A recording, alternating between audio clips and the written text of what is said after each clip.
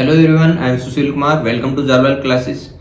आज की इस वीडियो के अंदर हरियाणा में इलेक्ट्रिकल जेई के जो नॉन टेक्निकल क्वेश्चंस पूछे हुए थे वो लगभग सारे के सारे क्वेश्चंस मेरे हैंड रिटन नोट्स में थे। मैं विद प्रूफ आपको सारी चीजें दिखाऊंगा और ये भी बताऊंगा कि वो क्वेश्चंस मेरे नोट्स के अंदर किस पेज के ऊपर दिया हुआ है।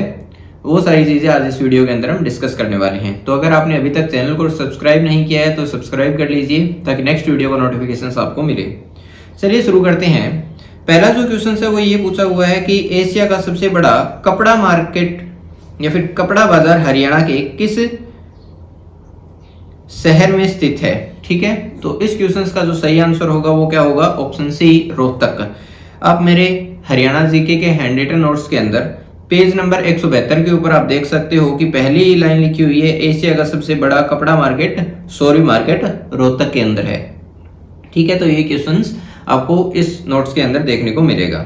इसी प्रकार से रोहतक से रिलेटेड कुछ अलग चीजें भी है नोट्स के अंदर, जैसे वर्मा में अंग्रेजों की हार में इनके खिलाफ बगावत है वो रोहतक से शुरू हुई थी। इसी प्रकार से डॉक्टर मंगल सेन वह नेता है जो रोहतक से 7 बार विधायक व उप मुख्यमंत्री बने थे। अगला जो क्वेश्चन है वो है किस प्रकार की नवीकरणीय ऊर्जा में पृथ्वी के भीतर उष्मा का दोहन शामिल है। तो इस क्वेश्चन का जो सही आंसर होगा वो होगा ऑप्शन डी, भूतापीय ऊर्जा। तो ये जो क्वेश्चन है ये मेरे हैंड रिटन नोट्स के अंदर जियोग्राफी का जो पोर्शन है वहां पर 48 नंबर पेज में दिया हुआ है बैक साइड में। ठीक है, तो यहाँ पर आप देख सकते हो कि भूतापीय ऊर्जा जो है यह ऊर्जा पृथ्वी के आंतरिक भाग से उष्मा का उपयोग करके उत्पन्न की जाती है। भूतापीय ऊर्जा का उपयोग व्यक्तिगत भवनों को सीधे गर्म करने के लिए भी किया जाता है। तो ये क्वेश्चन आपको यहाँ पर देखने को मिलेगा। इसी प्रकार से जो अगला क्वेश्चन है ताजेवाला बैराज हरियाणा के किस नदी पर बना हुआ है। तो हरियाणा जीके के अंदर 72 नंबर पेज के ऊपर ये क्वेश्चन आपको देखने को मिलेगा बैक साइड में, जहां पर मैंने हरियाणा के बांध कवर किए हुए हैं। तो वहां पर हथेनीकुंड बांध जो पहला ही पॉइंट है उसके अंदर ये चीज आपको देखने को मिलेगी। हरियाणा का सबसे प्राचीन बांध है, 1873 में बना था और इसे पहले किस नाम से जाना जाता था? इसे जाना जाता था ताजेवाला बांध या फिर ताजेवाला बैराज के नाम से। यह किस नदी के ऊपर बना हुआ है? यह यमुना नदी के ऊपर बना हुआ है। तो ये क्वेश्चन आपका यहां से पूछा गया है। अगला जो क्वेश्चन है वो है हरियाणा के दक्षिण भाग में राज्य की मुख्य भौगोलिक विशेषता क्या है। तो हरियाणा की भौगोलिक विशेषता है वो 8 प्रकार की है डॉक्टर जसवीर के अकॉर्डिंग। ठीक है, तो वहां पर शिवालिक की पहाड़ियां भी आती है, आपको घग्गर का मैदान भी देखने को मिलेगा, यहाँ पर तरंगित मैदान भी देखने को मिलता है, अनकाई दलदल भी है वो मैदान भी आपको देखने को मिलता है। इसी प्रकार से जो दक्षिण का हिस्सा है हरियाणा में वहां पर आपको अरावली की पहाड़ियां हैं वो देखने को मिलती है। इस क्वेश्चन का सही आंसर क्या होगा? Option D. ये मेरे हैंड रिटन नोट्स के अंदर पेज नंबर 3 के ऊपर दिया हुआ है, अरावली का पथरीला मैदान। यहाँ से आप इस क्वेश्चन को देख सकते हैं। अगला जो है वो है साइंस का क्वेश्चन, जिसके अंदर पूछा गया है कि समरूपता ज्ञात करें कि जैसा पहले के अंदर रिलेशंस है गिल और मछली के अंदर वही रिलेशंस आपका दूसरे के अंदर होना चाहिए। ठीक है, तो यहां पर बताया गया है कि गिल मछली, इसका मतलब है कि मछली किससे सांस लेती है? गिल या फिर गलफड़ों से सांस लेती है। इसी प्रकार मनुष्य है वो किससे सांस लेता है? मनुष्य है वो किससे सांस लेता है? फेफड़ों से सांस लेता है। तो ये बायोलॉजी के अंदर 15 नंबर पेज के ऊपर ये क्वेश्चंस आपको लास्ट में एक टेबल देखने को मिलेगी जहां पर ये क्वेश्चंस लिखा हुआ है कि फिश है वो गिल से सांस लेती है। इसी प्रकार से मेमल्स है वो कहां से सांस लेते हैं? लंग्स से सांस लेते हैं। तो इस क्वेश्चंस के अंदर जो ऑप्शंस दिए हुए हैं हृदय, हाथ, नासिका, टांगे, ये सारे के सारे ऑप्शंस गलत है। ऑप्शन ई इस क्वेश्चंस का सही आंसर होगा क्योंकि जो एग्जैक्ट आंसर फेफड़े हैं वो इस ऑप्शन के अंदर दिया ही नहीं है। ठीक है, तो इस क्वेश्चंस का सही आंसर क्या होगा? फेफड़े। अगला जो क्वेश्चन है खालिस्तान प्रिंटर कई प्रतियों को प्रिंट करने के लिए सर्वोत्तम होते हैं। तो कौन सा प्रिंटर है जो एक साथ के अंदर काफी कॉपी है वो प्रिंट कर सकता है? तो इस क्वेश्चन का सही आंसर क्या होगा? इस क्वेश्चन का सही आंसर होगा इंपैक्ट प्रिंटर, क्योंकि इंपैक्ट प्रिंटर के अंदर क्या होता है हैमर और पेपर के बीच में एक रिबन लगा होता है। ठीक है, ये रिबन किस किस कलर के हो सकते हैं? ये काला भी हो सकता है, लाल भी हो सकता है, नीला भी हो सकता है। जिस भी कलर का होगा आप उस कलर की कॉपी है वहां से आप निकाल सकते हो। तो अगर ये तीनों रिबन लगे हुए हैं तो आप एक साथ के अंदर तीनों कलर की कॉपी है वो प्रिंट कर सकते हो। तो इस क्वेश्चन का सही आंसर क्या होगा? इस क्वेश्चन का सही आंसर होगा इंपैक्ट प्रिंटर, जिसके अंदर हम रिबन की हेल्प से अलग अलग प्रकार की कॉपी है वो एक साथ निकाल सकते हैं। अलग अलग कलर की कॉपी है वो निकाल सकते हैं। ये क्वेश्चन आपको कहाँ पे मिलेगा, मेरे कंप्यूटर के जो हैंड रिटन नोट्स है उसके अंदर 15 नंबर पेज के ऊपर ये क्वेश्चन आपको देखने को मिलेगा। अगला जो क्वेश्चन है, बायोमास में ऊर्जा का प्राथमिक स्रोत क्या है। तो बायोमास में ऊर्जा का प्राथमिक स्रोत जो होता है वो होता है सूरज या सन। ठीक है, बायोमास होता क्या है, बायोमास होते हैं जिसके अंदर आप पेड़ पौधे, लकड़ी या फिर जो अपशिष्ट पदार्थ होते हैं उन सब चीजों से मिलकर बायोमास बनता है। तो यहाँ पर सूरज ही ऑप्शंस क्यों है, इसका रीजन ये है क्योंकि पेड़ पौधे हैं वो सूर्य की हेल्प से प्रकाश संश्लेषण करके अपना खाना स्वयं तैयार करते हैं और उसी खाने को जो है वो प्राथमिक स्तर के उपभोक्ता खाते हैं या फिर जो सर्वाहारी होते हैं वो खाते हैं और वो जो अपशिष्ट पदार्थ निकालते हैं। ठीक है, तो उससे बायोमास है वो तैयार किया जाता है। तो इस क्वेश्चन का जो सही आंसर है वो क्या होगा, सूरज होगा।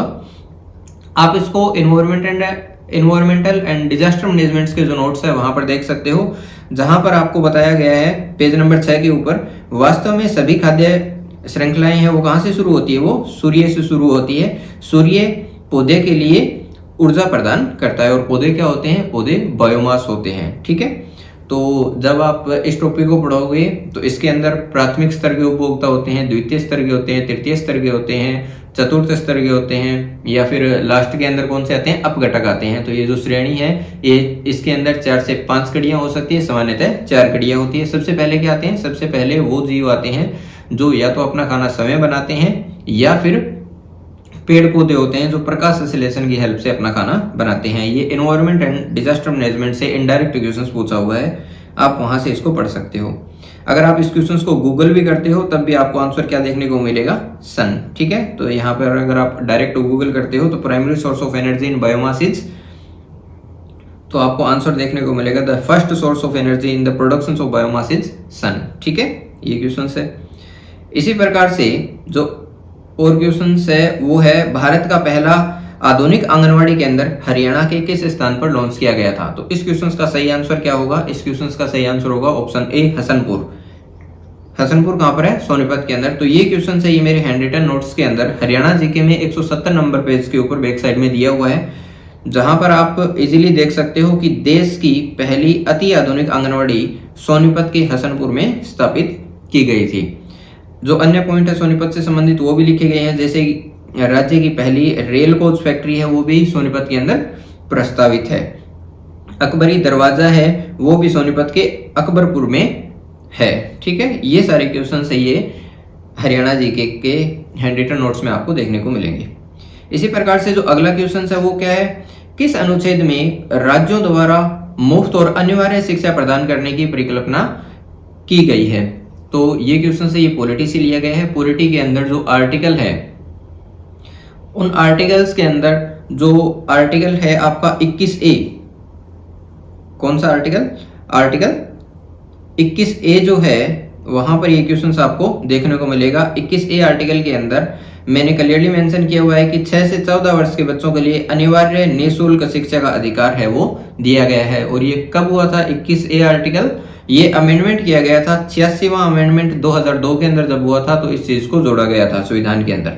ठीक है, ये क्वेश्चन आपको पॉलिटी के अंदर 26 नंबर पेज के ऊपर बैक साइड में पहली लाइन आपको देखने को मिलेगी।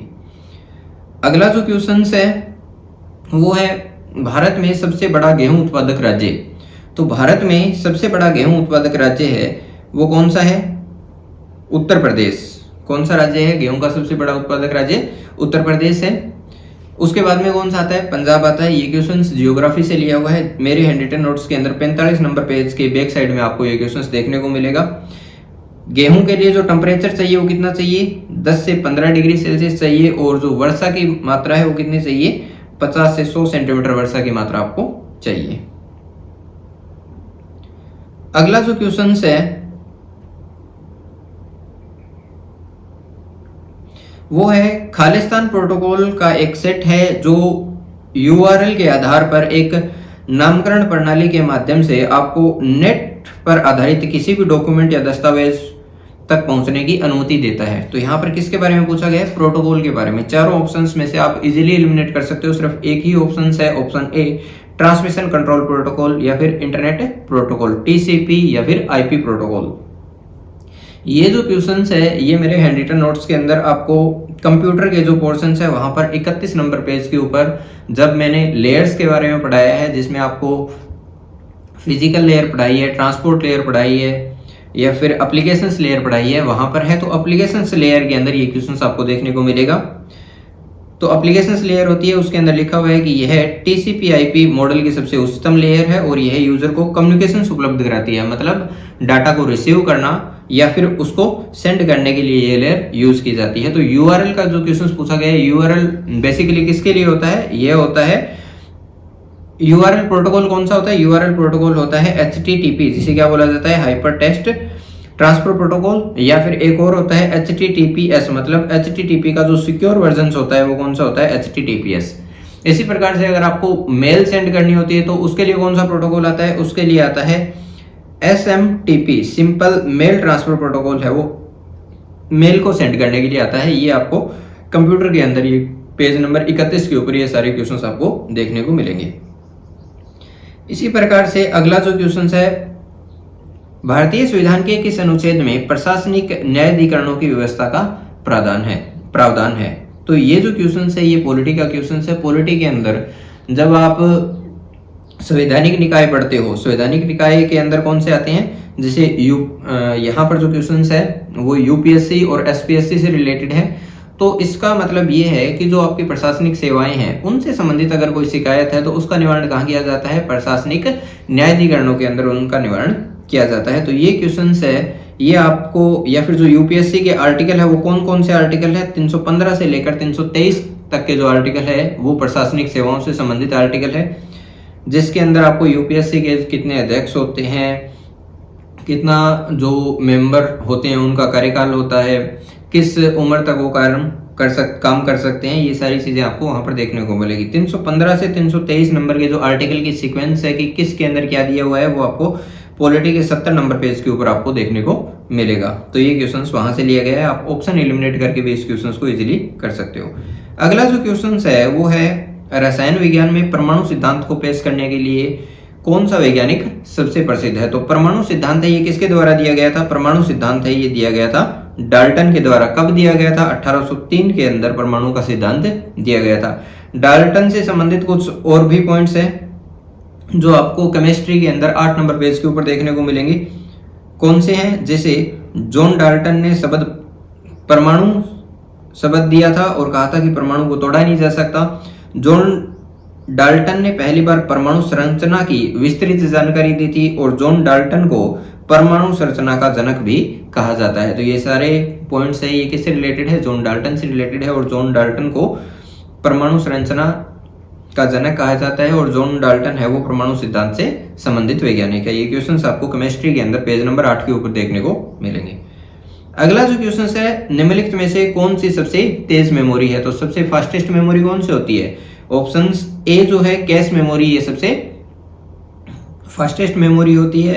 मेरे हैंडरिटन नोट्स के अंदर आप जब कंप्यूटर का पेज नंबर 18 देखोगे, कंप्यूटर के नोट्स में पेज नंबर 18, तो उसमें बिल्कुल लास्ट में लिखा हुआ है कैश मेमोरी और पहली ही लाइन है यह एक तेज गति से काम करने वाली मेमोरी है जिसका इस्तेमाल CPU की स्पीड या परफॉर्मेंस को बढ़ाने के लिए किया जाता है। तो ये क्वेश्चन आप यहां से इजीली कवर कर सकते हो। अगला जो क्वेश्चन है, माजुली द्वीप किस नदी के ऊपर है? ठीक है, या फिर किस नदी में है? तो माजुली द्वीप, इस क्वेश्चन का सही आंसर होगा ऑप्शन डी, ब्रह्मपुत्र नदी के ऊपर। मेरे हैंडरिटन नोट्स के अंदर जब आप जियोग्राफी पढ़ोगे तो जियोग्राफी के अंदर 25 नंबर पेज के बैक साइड के अंदर आपको क्लियरली मेंशन मिलेगा कि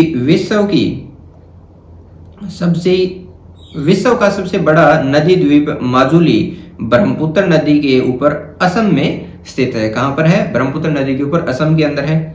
तो ब्रह्मपुत्र नदी से रिलेटेड कुछ अन्य पॉइंट्स भी है, वो भी आप देख सकते हो कि इसे क्या बोला जाता है? ब्रह्मपुत्र नदी को दुख की नदी बोला जाता है क्योंकि यह जो नदी है इससे अक्सर असम के अंदर बाढ़ आती है, इस वजह से यह रिवर ऑफ सोरो भी बोली जाती है। अगला जो क्वेश्चन है वो भी आप देख सकते हो,